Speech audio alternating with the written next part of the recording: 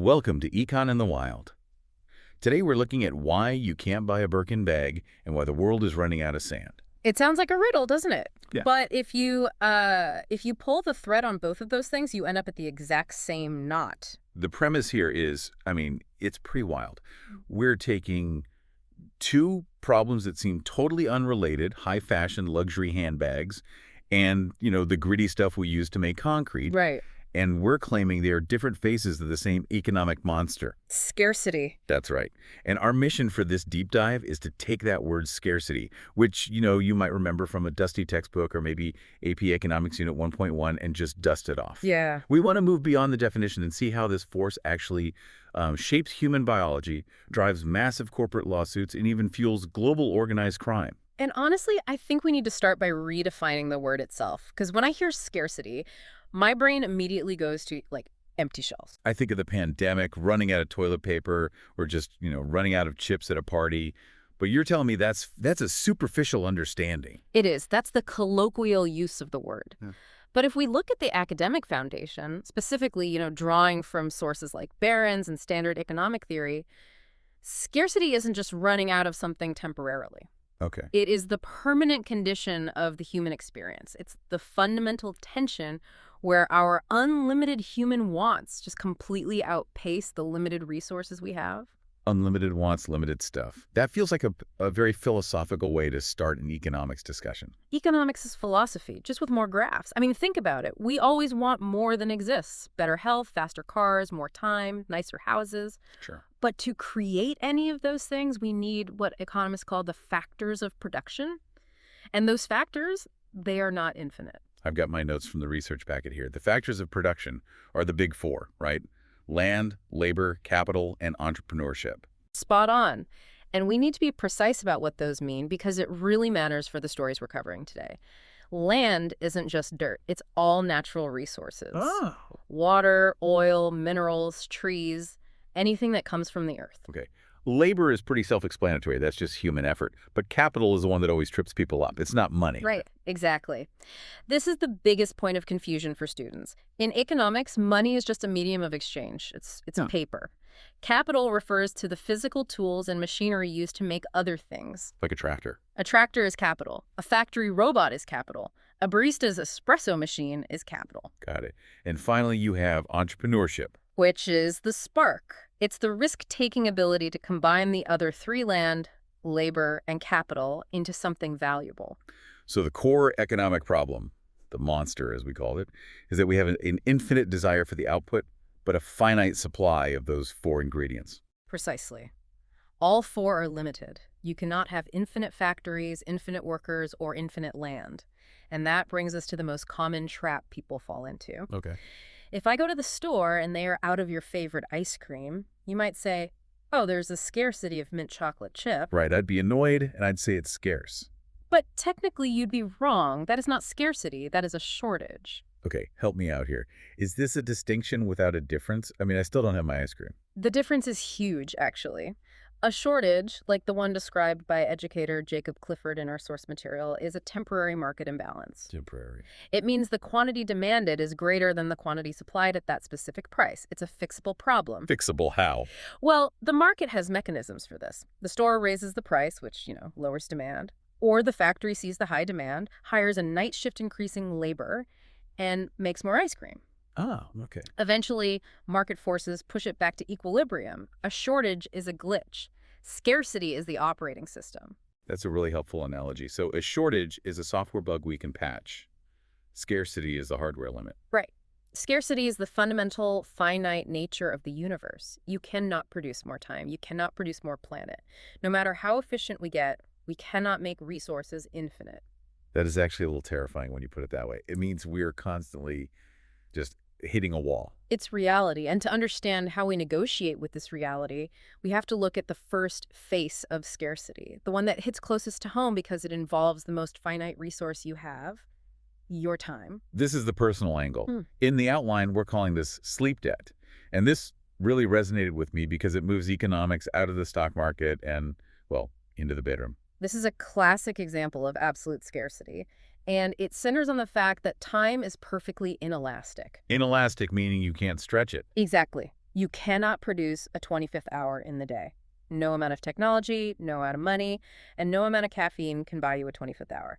The supply of time is fixed. And we have this case study of the high-achieving student, the type Right, yeah. taking all the AP classes, captain of the varsity team, trying to have a social life. And they usually feel like they are just bad at time management. They think, if I just organize my planner better, I could do it all. But the economics says they can't. They are running up against a hard production limit.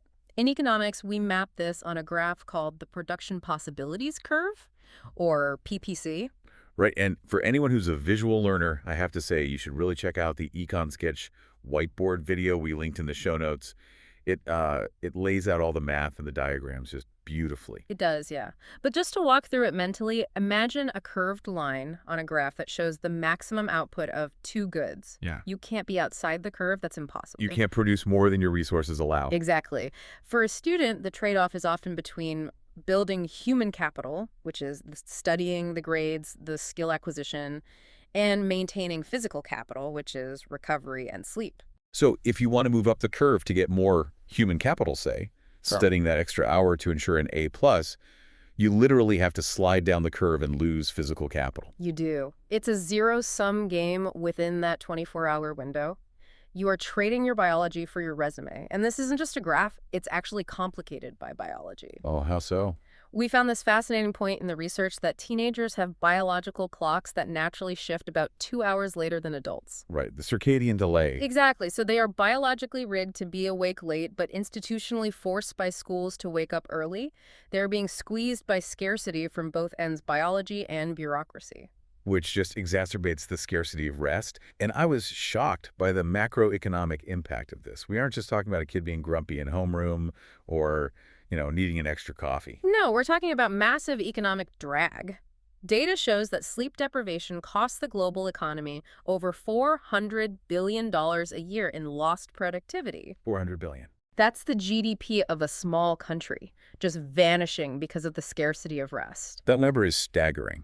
It really reframes the issue. It's not just lazy teenagers, it's a resource allocation problem. It brings us to one of the most important concepts in our deep dive today: opportunity cost. Okay, define that for us in this context. Opportunity cost is the value of the next best alternative that you give up when you make a choice. It's not the money you spend, it's the thing you didn't do. Right. For that student, the opportunity cost of the A+ isn't just not watching TV. The opportunity cost might literally be their mental health or their long-term physical well-being. That's heavy. It really drives home that scarcity isn't just about money. It's about life choices. Every yes is a no to something else. Exactly. But let's pivot, because while time is scarce by nature, that's absolute scarcity, there are some things in our economy that are scarce on purpose. Yes. This is where it gets really interesting. We move from absolute scarcity to artificial scarcity. And we have to talk about the Birkin bag. The holy grail of handbags. Yeah. And the center of a very spicy legal battle. So here's the situation for anyone who hasn't been following luxury retail gossip. In 2024 and 2025, Hermès faced a class action lawsuit in California. The plaintiffs were alleging that Hermès was doing something called tying. Tying is an antitrust term. It's when a company uses its market power in one product to force you to buy another product. Basically, the allegation is that you couldn't just walk into a Hermès store with $10,000 or however much these things cost and buy a Birkin bag. Right. Even if they had them sitting in the back. You had to have a purchase history. You had to buy thousands of dollars of ancillary products. Scarves, pillows, yeah. Scarves, pillows, shoes, just to be offered the chance to buy the bag. It's a fascinating case to look at through our scarcity lens. From a factors of production perspective, does this make sense? Does Hermès lack the leather? No. Do they lack the artisans, the labor? No. No. They have the capital. They could make enough bags to satisfy everyone who wants one. But they don't. They intentionally choke the supply. They choose not to. This is a strategic choice to maintain what we call relative scarcity. By limiting the supply well below the demand, they maintain immense market power. It's like they are engineering a permanent shortage. In a way, yes. But it's more about prestige and signaling. If everyone has a Birkin, no one wants a Birkin. For these Veblen goods where demand actually rises as price and exclusivity rise, the scarcity is the product. Wow. The bag is just the vehicle for the scarcity. That's such a cynical but accurate way to put it. You're buying the exclusivity, not the leather.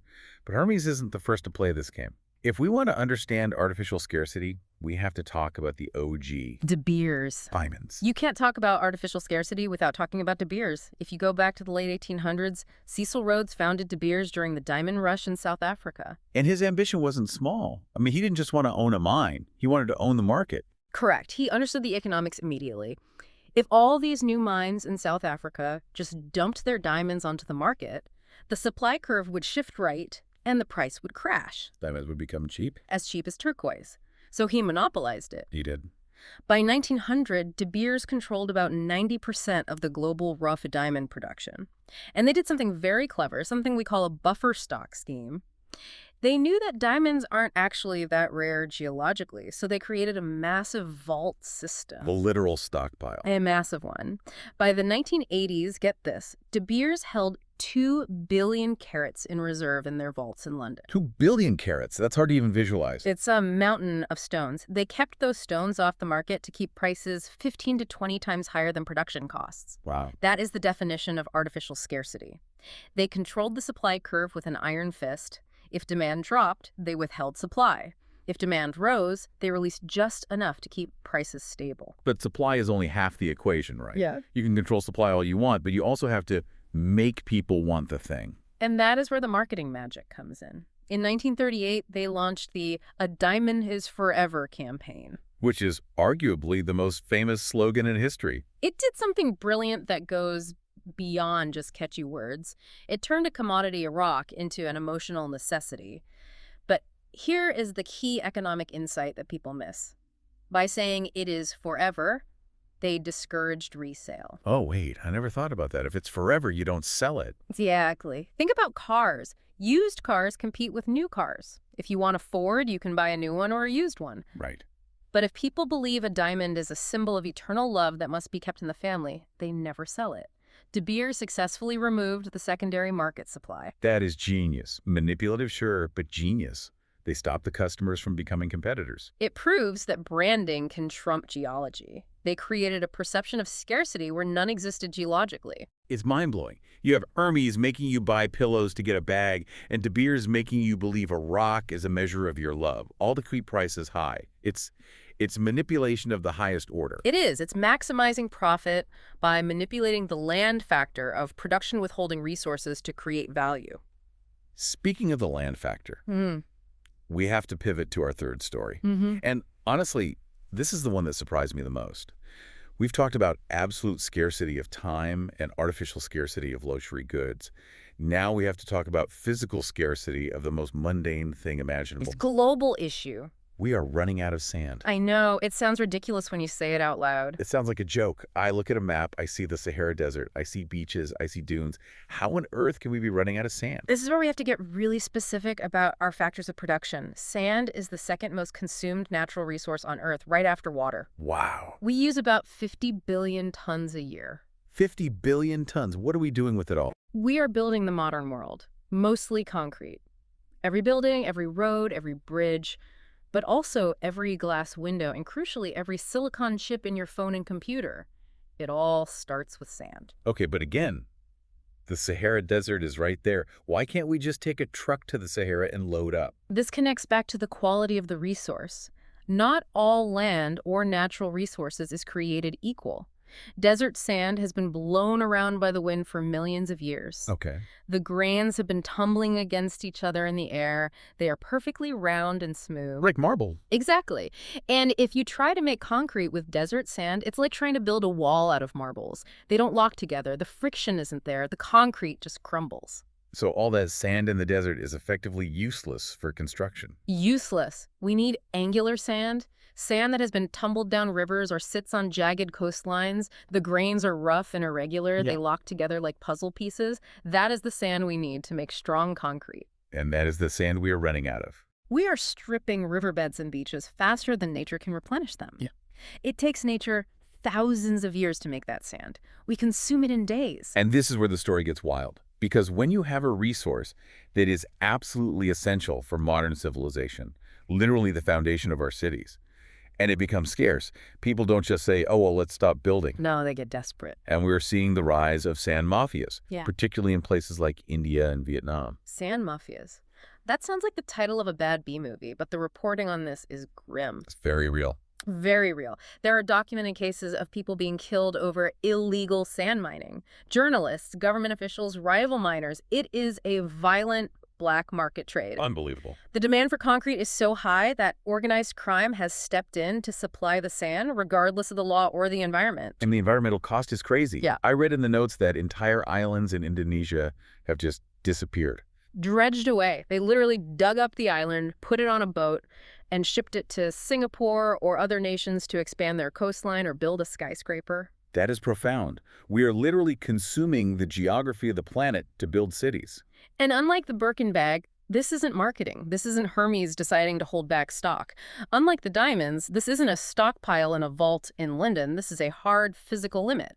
This is the land factor of production hitting the wall of exponential growth. So if we look at these three stories together, we really see the full spectrum of what scarcity means. It's not just one thing. It's not. We have the biological limit, the absolute scarcity of time and sleep, mapped by the PTC. We have the manipulated limit, the artificial scarcity of luxury goods and diamonds, driven by market power and psychology. And then we have the physical limit, the environmental scarcity of essential resources like sand. So what does this all mean for us, for the listener? Why does understanding the nuance of scarcity matter? It matters because it recontextualizes every decision you make. It means that economics isn't just about money or stock markets.